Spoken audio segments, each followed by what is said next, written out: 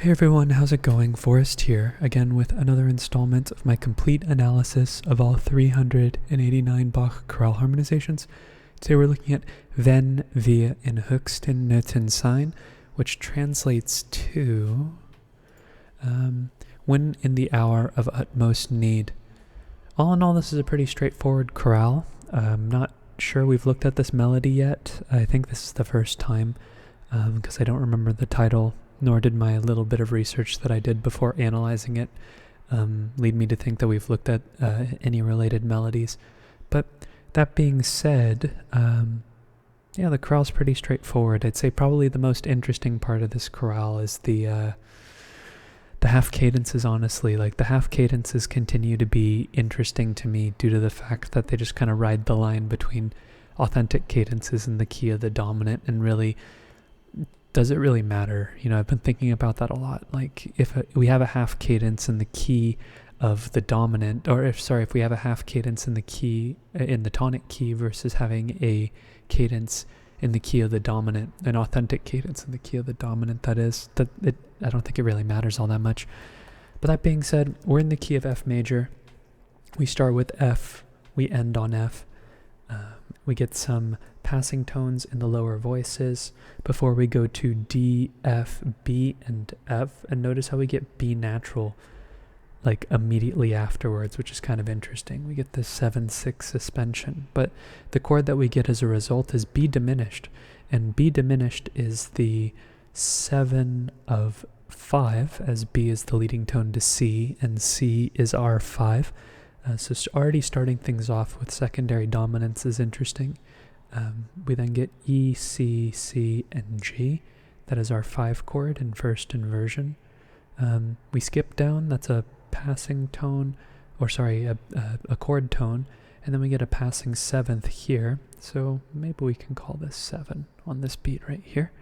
And then we get F, A, C, and A, our tonic triad and root position, before we get some stepping up in the inner voices. And then we get C, C, E, and G, root position, C major triad, passing tone in the soprano. We then get B flat, F, F, and D. D, F, F, and B flat. That is a B flat major triad in first inversion, which is a kind of a deceptive progression going on, as it's like the 5 is going up to 6 in the bass, but instead of voicing the chord as 6, Bach uses 4/6, which I think he's actually doing more commonly than not. And then we get C, C, G, and B flat, which is really interesting because as a result of him not stepping up in this voice, in the tenor, we get some interesting motion going on. We actually get a passing 6/5 chord. And I said this was a C, this is an E. E, C, G, and B flat. Usually we get a 7 in between, but here we get a 5/6/5 because he leaps up to C as opposed to going up to G. Really interesting. And then we get F, C, F, and A, this G being a 9/8 suspension over the bass. So it's kind of interesting. We see a variation on his use of 7 after 4 in this passing context. Then we have B flat, D, F, and G. That is a G minor 7 chord over B flat, so that would be 2/6/5. You know that Bach loves his 2/6/5 chords. And then we get E here, which is a passing tone. Everything else is a chord tone.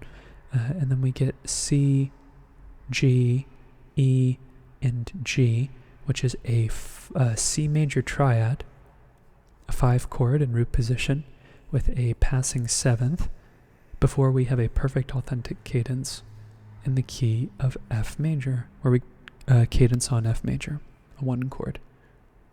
Alright, so looking ahead, we have what I hear as a half cadence in the key of F major. However, I don't think it's fully definitive. I think you can also hear this in C major, and I'll offer that analysis as well. Notice how we have F major right after the rest, but we have a passing E flat in the bass, which makes me feel like this is not just a 1 chord. One might be tempted to call it a 1 chord, but this is actually 5 of 4, as the E flat sort of turns the quality of this chord from tonic to dominant. However, instead of actually, you know what? Sorry, I was getting ahead of myself. We have D, F, and B flat. That is, in fact, a 4 chord in first inversion. And then we get a passing tone and an anticipation and another non-chord tone here, a neighbor tone, sort of as a suspension, a syncopation. That's going to create some interesting harmonies throughout the measure. We get another passing 5-6-5 chord. We have E, C, G, and B flat. So there's definitely some consciousness going on here, and it's really interesting that Bach is sort of duplicating it across the measures. And yeah, it's 4-6 going to 5-6-5 rather than going to 7, which I think is super cool. We then have F, C, F, and A, root position tonic triad, literally the exact same progression. We then have B natural, D, F, and G. That is a G7 chord over B, another 5-6-5 chord, but this time this is 5-6-5 of 5. And then we have C, C, E, and G. This is where our 5 chord is on the end of 3. And then we have D, B, D, and F, which is another secondary dominant, more specifically a secondary leading tone chord. This is 7-6 of 5. And again, this is where the anticipation for the cadence starts to sound like we're in the key of C major, but I'll go back and reanalyze it in the key of C major when we get there. However, one of the things that makes me hear this as the key of F major is the fact that we have this B flat here in the bass so close to the cadence. We have C, C, G, and E, which I would be tempted to call, that is a 5 chord. I was in the same mode as describing this F chord right here, but no, that's definitely a 5 chord, and we get a passing 7 in the bass there. Then we get A, F, C, and F. That is a tonic triad in first inversion that turns into root position on the following and, where we then cadence on C major afterwards, a 5 chord. If you did hear this in the key of C major, your analysis could really start, even on this F if you wanted it to. In fact, let's do that. Might as well. F is 4 in the key of C major. G7 over B is just 5-6-5. And then this C major triad is now our new tonic. We then have B diminished over D, which is just 7-6. It's no longer a secondary dominant. And then we have 1, which is where we would expect it to go. Passing 7th. Oh, actually, you know what? I just fell victim to what I was trying to prevent. This is what I was talking about. You're tempted to call this 1, but what I think this actually is 5 of 4, which we've seen a couple of times, and then we get 4-6. That turns into root position right here, and then we cadence on 1, which interestingly enough is not an authentic cadence in the key of C major. It's actually a plagal cadence in the key of C major if you hear it that way. However, it sounded like a half cadence to me, therefore I guess it means that we're in the key of F major just through my line of hearing. But yeah, interesting. So if you hear it in the key of C major, it must be a plagal cadence because it's 4 going to 1. Okay, so because I didn't think we modulated, we're still in the key of F major here, and we are going to continue to the next phrase, which is concluded with a half cadence in the key of C major. Again, a key in the key of F major. We cadence on C major. And here we have an interesting chord. We have A, C, E, and C. Like I have in my previous analyses, I think this E is an accented non-chord tone, and it's this F sharp we're actually looking at. So I hear this as 7-6 of 2, as F sharp is our secondary leading tone to 2 in the key of F major. But if you hear this as 2, you could hear that as well. We then have G, D, G, and B flat. That's our 2 chord, as we would expect it to go to. And then we have some interesting tones here. We have a non-chord tone that we skip down into, and a neighbor tone. Both of these are in the inner voices. And we have C sharp, E, G, and B flat. That is a That's C sharp fully diminished 7th, which would be 7/7 of 6 in second inversion. So that would be 7/4/3 of 6 happening on the and of 1. And then we have D, D, F, and A, which is our 6th chord. And we have some passing tones in the alto and the bass as well, which is C, E, A, and D. Not really an analyzable chord there. These are just passing tones. We then have B natural, D, G, D, and G with a passing 7th in the soprano. That is 5/6 of 5, as we've already seen. G is our dominant of our dominant. And then we have C, G, C, and E, which is our 5. We just have sort of a string of secondary dominants here, leading to the chord that they're expected to go to, which is fascinating. We then have F, A, C, and F. That's our tonic triad and root position. That's exactly where we would expect 5 to go. We have a very brief neighbor tone in the alto, the 16th note figure, before we get G, G, B, and D with a passing 7th in the tenor.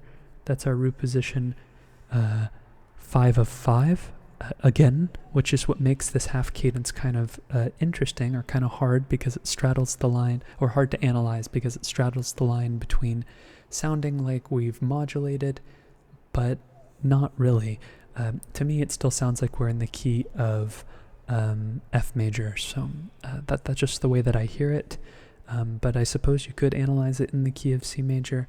This one doesn't sound like... this one I didn't have any conflict with, so I'm not going to offer that analysis, because I'm pretty confident that we're in the key of F major here. Yeah, so I'll take that strong stance, but this is just a 5 chord. And I think 5 of 5, 1, 5 of 5, 5 is a pretty standard half cadential formula. All right, moving into our last phrase, we have a perfect authentic cadence in the key of F major still. We have F, C, F, and A. You would be tempted to call this a 1 chord, but I think this is 5 of 4, again, because we have this passing E flat going on here. But, 5 does want to go to 1. It's a little deceptive because this E flat does change our hearing a little bit in terms of the way that the F impacts us. But yeah, if you want to call it 1, that's okay. In this context, just because of the fact that 5 wants to go to 1. We then have G, B flat, D, and B flat. You might be tempted to call this 2, but again, I think this E is our tone that we're thinking about here, and this is actually 7/6. It's E diminished over G, but you might hear this as 2. We then have A, C, F, and A. That's our tonic triad and first inversion. Passing tone in the bass, C, C, F, and G.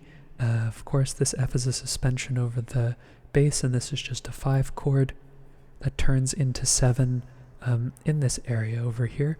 But the chord really gets realized on the and then it gets turned into 7 very shortly after this E gets introduced. They're like cascading over a 16th note rhythm, right? We have an 8th note delay, then a 16th after that. It's a kind of a short, a staggered progression before we get D, A, F, and E, which is kind of an interesting chord. I think the D and the F are part of the chord, but I think the E is a suspension, and also the A is a suspension but from below. I think there's a term for that, but it eludes me right now.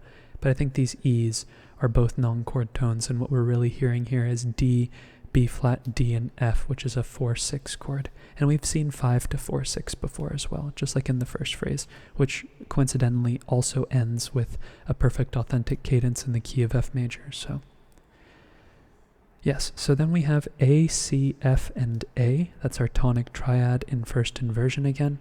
Passing tone in the bass. We then have C, C, E, and G with a delayed passing tone in the tenor before we cadence on the tonic again, which is our perfect authentic cadence. And that is our analysis for today. All in all, pretty straightforward. I'd say, obviously, the half cadences, if you've watched any of my other videos, you know that I've talked about half cadences at length and how it could be kind of hard to hear half cadences as half cadences when they emphasize the dominant so much, because it almost sounds as if they've modulated to another key. And in some cases, they do cross that threshold and sound like they've modulated to another key for me. But I think I have a little bit more of a tolerance for diatonic harmony and like hearing chromatic tones and still retaining our tonic. There really has to be some really serious harmonic movement and an agreeing melody to make me hear both parts. Both basically the melody and the harmony have to be in agreement. Bach can sort of force a perspective which kind of has this androgyny about the phrase, like, have we modulated, have we not? But if the melody agrees with the harmony and it sounds like it's modulated, I'll usually try and hum what I hear the tonic to be throughout, and if it sounds like the dominant, it sounds like the dominant and we've modulated. Otherwise, we haven't. But other than that, I think it's interesting that the 2 times we see passing sevenths here, before I say that, I want to make sure that we haven't seen another one, because I don't think we have. Maybe some secondary 7th chords or 7 chords, but the fact that we've seen passing 7 chords, 5, 6, 5 substitute for passing 7 chords is really interesting. And it's even more interesting the fact that he does it twice. It's not a coincidence. It's just like, something that he's cognizant of. So I wonder what he was trying to achieve with that. All in all, very beautiful chorale. It's also nice to analyze in the key of F. We don't analyze in the key of F in comparison to the other keys, like a lot of D major, a lot of G major, a lot of B minor, but yeah, the fact that we have 1 flat, that's pretty cool too. But all in all, I'll leave you all on that one. Thank you so much for watching the video and continuing to support the channel. I look forward to tomorrow's analysis, and I hope you take care.